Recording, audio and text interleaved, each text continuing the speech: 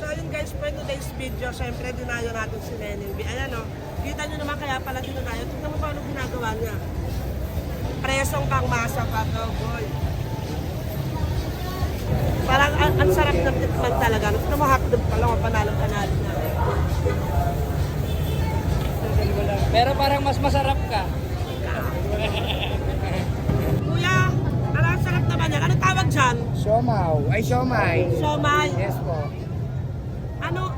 Ano, pork, beef, ano? Pork lang po meron ngayon. Siya pala si Eugene, ang tsuhen ni Neneng B. Yes. Ay talaga? Oo. Yes po, sir. Ayan, titikman natin ngayon yung pork siomay. Tama, pork Yes po. siomay. Pork siomay. Okay. 7 pieces, 50 pesos po. 7 pieces, 50 pesos. Meron din kaming may rice. 5 pieces siomay, 50 pesos din po yun with rice. Yun. Titikman natin. Pag di masarap, pwede rin ba? Yun, no? Yes, sir. Kaya gaano ka nakatagal nagtitinda rito? Ako, kailan lang ako, siguro Ano to? 5 years na lang. Ay. O sa mga hindi nakakaalam mo, ang ganda lang mami ni Meneng B, oh. May yae. Siyempre, kalamansi.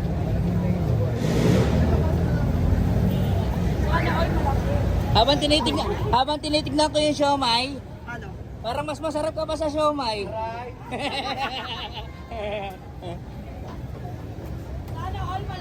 Sana Ano te? Sana all malaki? Sana all malaki. Uy, kilala mo ba yan? Oo naman. Yan si Mami Wena, nanay ni Neneng. Nino? Nanay ni Neneng B. Oo nga. Yun oh, sarap chili. So kaya kung gusto nyo matikman to, yung siomay, hotdog, yung sandwich, punta kayo dito sa Carriedo Street sa may ilalim lang ng LRT Manila. Siyempre titikman na natin kung gaano kasarap din yung siomay.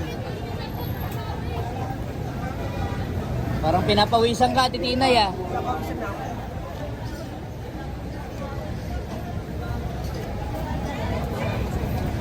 Hindi ka na nakapagsalita.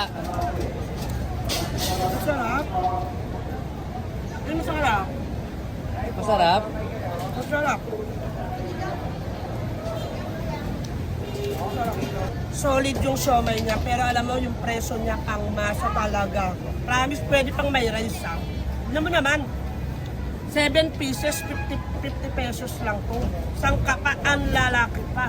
Ang laki talaga. Laki, no? Oo. Guys, pagtapos ng Hungarian, may siomay. So, may burger pa sila. O, tignan mo naman. Oh, ang lalaki ng patty. Ayun, natin naman din. Solid no? Kuya, patigyan na ako yung saya. Tikman natin. Tikman natin. Bebe, Kaya mo pa ba, titinay? kaya ko pa yan.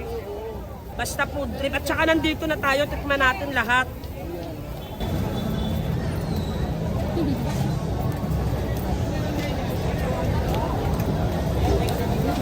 Wait. Malaki kasi. Hindi malaki yung bukaka ko, pero walang biro, napakasarap. Alam mo, nakakatuwa lang kasi pumunta dito. Alam mo kung bakit.